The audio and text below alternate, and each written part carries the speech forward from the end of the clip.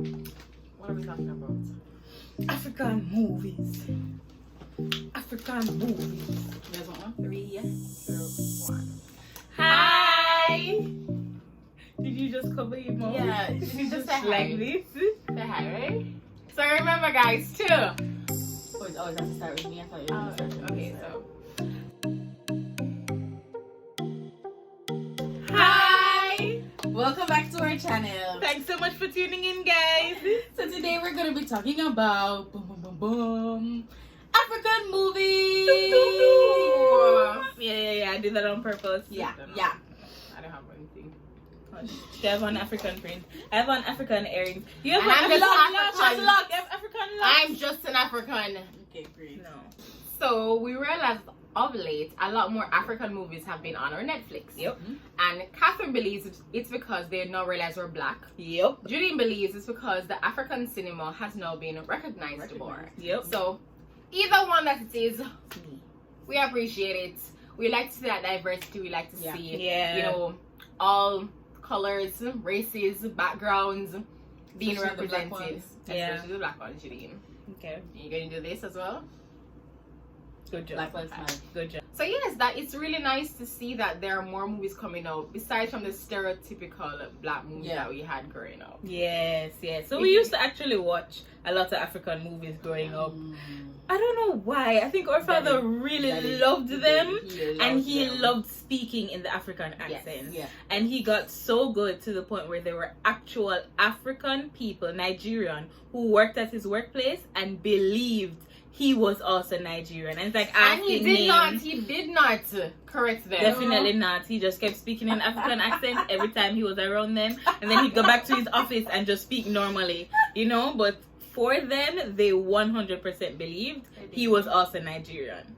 So he really loved those African movies, and so family movie night, that's what we're watching, and those were some really bad African movies. I don't even know if we should say that they were just bad. I just thought that they were a little bit corny. You know that we're trying hard to be funny instead of. Do you just remember being any funny. of them? I don't remember the names of any of them. I remember there was one where the guy was being beaten by his wife, and she mostly likely took off her shoes and was running him down the lane and trying to beat him, and it was supposed to be really funny. But us, they're like, and those are the ones that Daddy always wants to watch. Yes, the We'd be really like, weird ones. Can we watch something else? Oh, I got a new African movie. Let's watch this. I remember one where the girl was like going from rags to riches, and you saw her in like one of those dirt floor houses, and like they're eating out of one little pot, and then she moved to like one of those grand palatial homes and all of those stuff, and I was just like, okay. I mean, it was nice, but it was still weird. I don't remember any. I just thought they were very, as Jean said, corny, and I hate when movies are like almost kept in a box and they have to stick to certain stereotypes and certain narratives.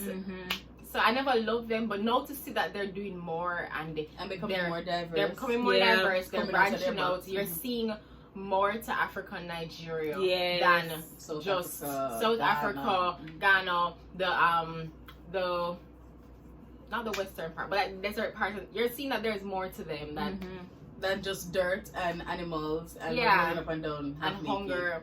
There's more into them. They're pretty brilliant. Because even when Seriously Single, which is one of the newest ones that I've seen on Netflix, when that came out and I saw the poster, you know, on Netflix is scrolling, it's like I didn't think automatically that it was an African movie. Yeah.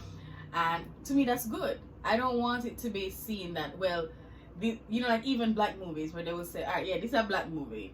No, it's a movie that has African persons in it, that has Black Americans in it, you know? So it shouldn't just be alright, well, that's just a black movie, that's just an African movie. It's a movie. And it just so happened to have these persons in it. And I thought that Seriously Single did a good job at trying to execute that while still maintaining some of their own African culture. It was shot in South Africa. And when I was watching it, I was like, in South Africa? They look like Miami, you know? But it was really nice. Speaking like that. I don't know why that happened. Just, all right, no problem. Me, right? So I thought it was the quality of the movie as well. Like, I was like, very nice. Look at this. Yeah. Hot camera them use. Yep. And I really liked that you saw not only the high quality, but they didn't lose all of their African roots, like what Judine was saying. So you saw them being authentic. You saw them speaking in a bag of different dialects. Like, I did not know there were so many. And you saw it come up on the TV, like, this one is this dialect, this one is that dialect. And I was like, okay, I'm not just up in here. So that was fun. And then it was also fun to see, like, how it was kind of close to patois sometimes. So sometimes we'd be able to understand it because we knew patois. Which is the Jamaican dialect for people who don't know. Yeah. Versus actually knowing their dialect. So I thought that was really cool. So the one that we all watched recently was Seriously Single. And it was a nice refresher.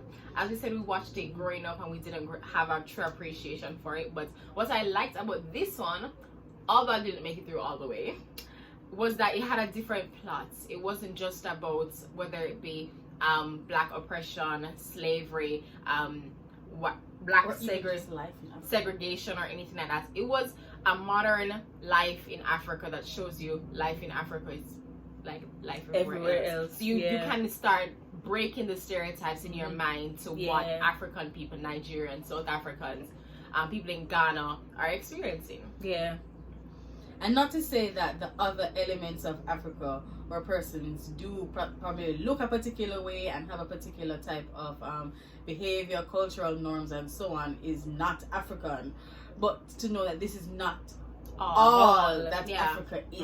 Yeah. I remember when we went to Africa, Abba, we got to the airport and we were in South Africa and I was driving through. I was like, didn't expect this at all because this is not what you are taught about Africa. Not saying that you should just be ignorant and not study or research for yourself, but I'm saying that the film industry is used to help to identify the different things of person's culture and share it with a wider audience. So I like that that's what they did with this show. And some other ones that they have coming out. Just check through Netflix. You can literally put in the search African movies and they will bring them up. And you see that they're not showing the stereotypical Africa. Because for Jamaica, if anybody thinks about Jamaica, you think Rasta, beach, smoke weed, beach. Reggae. Iron. And there's so much more to Jamaica than that. So similarly, with Africa and African movies now, this show wasn't even about quote-unquote stereotypical African things. The plot for this show was a girl is using social media to express her feelings because she is considered to be seriously single, or I would probably use the word a serial single person. So she gets in a relationship, it inevitably always ends. So it wasn't even about, oh, I'm an African person and this is what we do in Africa. It was just my life. Like people who are on social media probably doing online dating, all of those different things. They would relate to it. And what that helped me to do is realize that, or help other people to do, is realize that you guys' lives are the same. So some of the same challenges that she had, whether relationships, social media, work, just regular life, you're like, oh, we're all humans. We're all humans. Just happen to live at a different part of the world. So I really appreciated that movie. I know that there was another one that I tried to watch called Coming to Jamaica, which had African people in it. Coming to Jamaica? Yes. It had African people in it, and we saw Jamaica, and we were like, "Hey, let's see that." Don't watch that. I'm not sure what parts of Jamaica they came to. It was. There were levels of terribleness. No, to that not even movie. just terrible, but I was watching it and I was like, where is that? Where? Where is that? Maybe it wasn't shot in Jamaica. Who knows? Really bad. Really bad. But Seriously Single really helped to bridge that gap. So it felt like just any other TV show or any other movie, and it just so happened to have people speaking with African accents. So really liked that about it. Now about the movie itself. I know I was the only one to make it to the end of this movie. Hey, no, I watched it to the end. Yeah, I watched it like a long time later. Oh, because I was like, no. I watched it with my friend in Barbados and I was like, this is funny, this is nice, it's watchable, right? So I said to them, come guys, let's watch Seriously Single. I made it to like 10 minutes. And then they were like, we're over this, we want to watch something. And I was just like, why? It wasn't my style. I am a die-hard action. I am die-hard action. Right? If you want to drop in romance or suspense in the action, but it must be headline action. And I don't like corny comedy. I don't like slip and fall. Oh, that must have been like no. And I don't like sexualized shows. So I don't like shows that are like focused heavily on like romance or relationships, and so that I'm not. Give me some action. Chase on somebody, shoot somebody, drive a car, flip off a cliff. Let me. Not really like into the whole. Oh my god, I love you.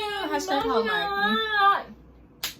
Yeah, no, that's really not her. But that's the thing. I didn't think that the show was like that. What I thought it was a girl being really dumb, right? Running after this guy and homegirl. The guy don't want you, right?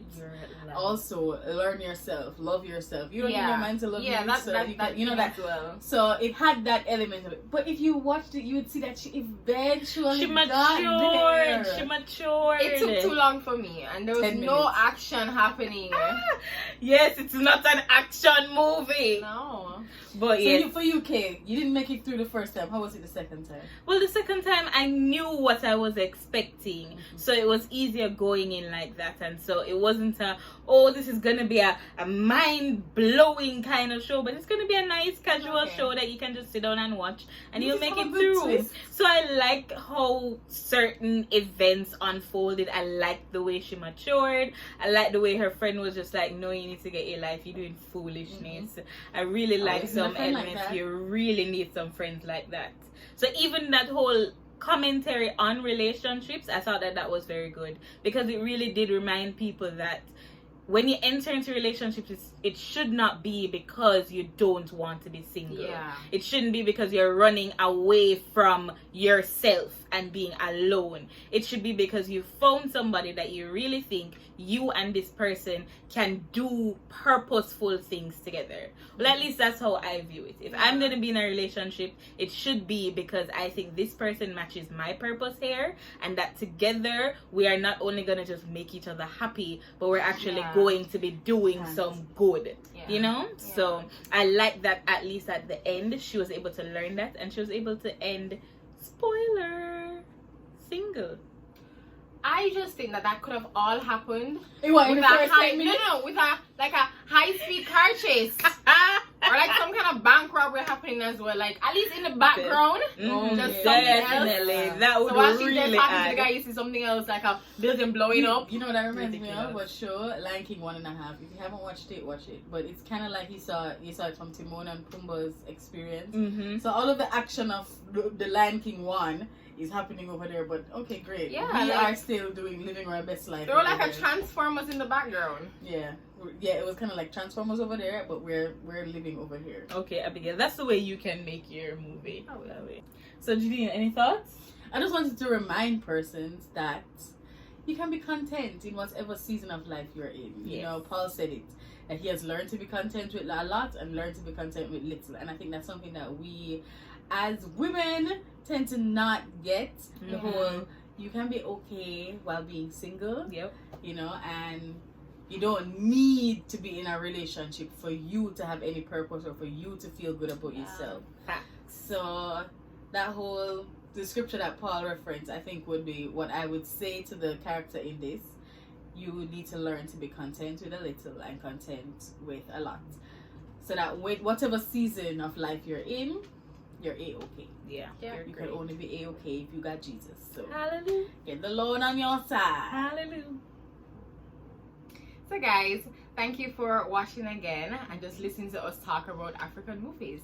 If you have any thoughts or things that you want to share, just drop it in the comments or below. have a good African movie. Or have a good African movie. Recommend some African movies for us. We want to change our mindset. Let's go and plug that. African action, yeah? Okay. Gosh. Alright, okay. No problem. So remember guys to like, comment,